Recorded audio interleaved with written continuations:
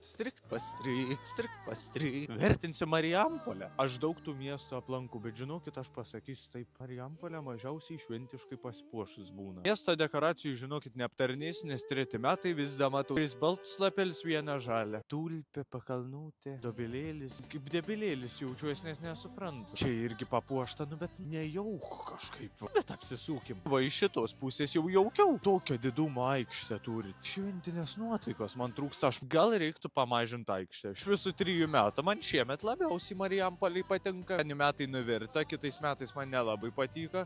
Šiemet jau gražu. Yra 4 palinkėjimai aplink eglę. Sugrįžti pasakas, nusišypsoti. Tau labiausiai tik nusišypsoti, ką pafilmuot, paprašau, nereikčia raukytis vis filmavimus. Tikėt stebuklais. Paskutinis palinkėjimas, kad Marijampolė sulauktų 26. Į vidun galima įeiti. Bambaliukai man tokie kaip saldainiukai, žinai, tokie želė būdo. Viduj toks įdaras, beba užsimaniau tų saldainių. Bet ta proga, kada iš taip arti gali elnę pamatyti. Kitais atvejais tai nebent ant mašinos stiklo, aišku, neduok dievę.